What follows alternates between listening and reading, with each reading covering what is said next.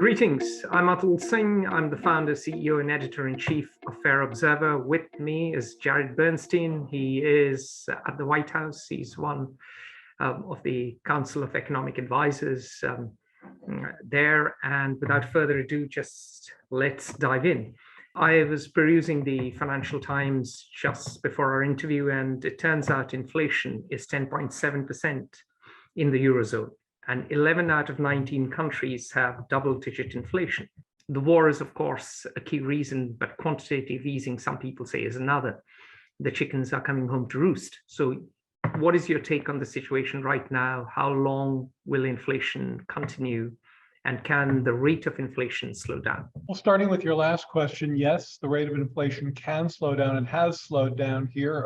Inflation was over 9% in the US. Now it's slightly over 8%. That's still far too elevated.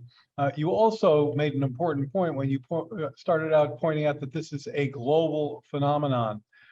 It is a mistake to try to look at one country's policies and say they're the factor here. Instead, what's the one phenomenon that affected all these countries? Well, of course, it's the pandemic.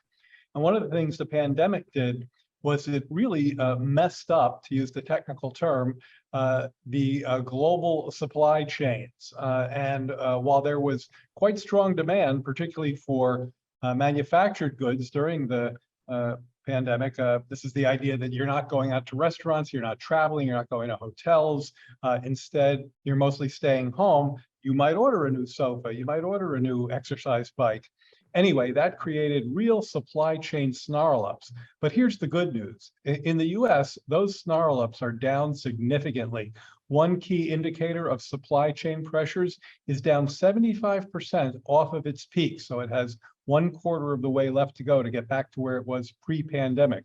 We've seen lower shipping costs, lower air freight costs. We've seen great throughput, meaning things are getting through the ports with some speed, goods are getting from ship to shelf. And this has put, again, to answer, I think, one of the most important parts of your question, which is where this is going, this has put downward pressure on prices in the goods sector. Now, there's other sectors in the American economy as well. One area where we've been very happy to see some pressure come off, because it's so important for, as the president says, people to get some breathing room at the pump, is, of course, energy prices and gas. So put that together, we have some real movement in the right direction, but a lot more to go. So energy prices are high because of the Russia-Ukraine war, but also because OPEC Plus has announced production cuts. And someone wrote in our journal that the OPEC Plus has turned to Russia and away from the West. Do you think energy prices are likely to come down? Well, let's talk about that with a little bit of a look at the history, some of which you just took us through. So after Putin's invasion of Ukraine, February 24th this year. Correct, the sovereign nation of Ukraine, the price of oil shot up to about 120 a barrel. I think it was March. Last checked, it was in the mid 80s here. So obviously that decline has been welcomed, and we've seen this at the pump. Again, at the end of the day, this is a retail story for consumers filling up their tanks, as I did this very weekend and paid $3.50 a gallon. The price is down nationally. It peaked over $5 a gallon in mid-June and is now $3.50 or below, and I think around 17 states. So again, movement there in the right direction. Now, where is it headed? Well, you've heard the president come out and talk about some of the work that he's done to help drive that price down. Most importantly, an historically sized release of oil from our strategic reserves, 180 million barrels. He talked the other day about both replenishing those reserves, but also because the amount of oil in those reserves remains ample. If he has to go back to that well, he will. But he's also talking, and later he's going to be talking about this from the White House, about how the oil companies have a role to play here too. Their profits are historically high, and in fact, in the case of a few companies, they've never done better than in the very last quarter. So these high prices are feeding into great profitability for them. They need to pass some of those gains forward to consumers. I'm not going to get ahead of the president in his message later, but he'll be diving more deeply into that. Yeah, but to that point, they're operating as per rules of the game, and the CEO of these the CEOs of these oil companies, their fiduciary duty is to maximize returns to the shareholders.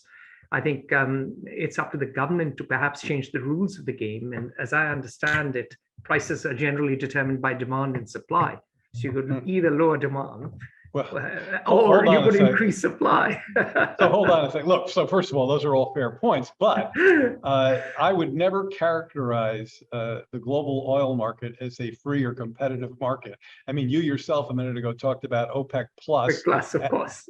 This is a cartel, and in fact, as you just very correctly pointed out, their latest actions, which we viewed as very short-sighted and misguided, seemed quite directed in terms of supporting the war, supporting Putin in the war in Ukraine. So look, well, they are acting in their self-interest. Are they going back to something like 1973? I think the question there is look, I'm not going to get into the geopolitics of the foreign policy and the war, things like that. There are other people here who can talk about that. But on the economics, I think that's a very questionable assertion that you've raised, because we are looking at a world that's has a really very disruptive war going on, of course, with one of the sole antagonist in that war, Russia, the third largest oil producer in the world. We're number one, by the way. And so if you take supply off the market, if you artificially increase the price in order to boost your profits at a time of great global uncertainty, at a time where central banks are raising rates, at a time where you just said yourself, double-digit inflation in European countries, you're really playing with fire in terms of the global economy, in my opinion. So quick 2 points which your critics point at.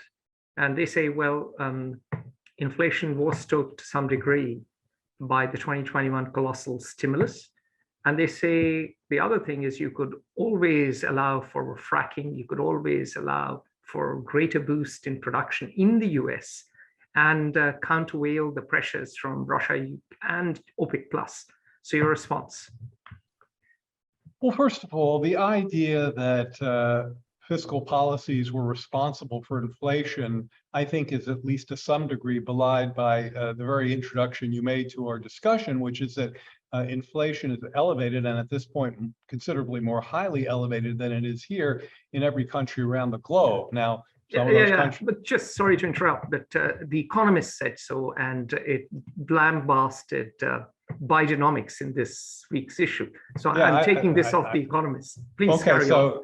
I'm not saying exactly who's wrong about that, but somebody is. And I think it's not to say that fiscal policy didn't contribute to demand. Demand is always going to be a factor in inflation, but it's a very incomplete view. It doesn't look at the international comparisons, but also, very importantly to us and to President Biden, it doesn't look at the benefits, what we got from shots in arms and checks in pockets, the relief package, considerably lower child poverty, pulled forward a labor market boom that persists to this day. I mean, the U.S. job market is among the strongest in the world right now, providing really important opportunities for people who are dealing with the headwinds of this elevated inflation.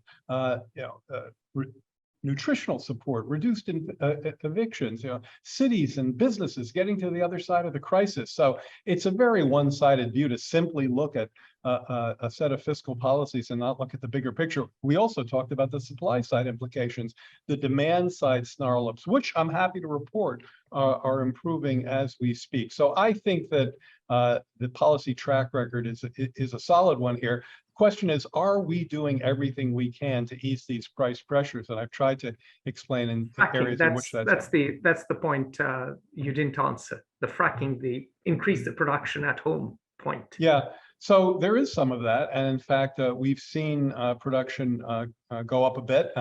What we've not seen enough of, I think, is some of these very high profits plowed further back into reinvestment. We've seen really elevated buybacks and dividend payouts. And look, you're going to hear President Biden talk about that. It's just we're in a world where we need these folks to be helping to increase the global supply.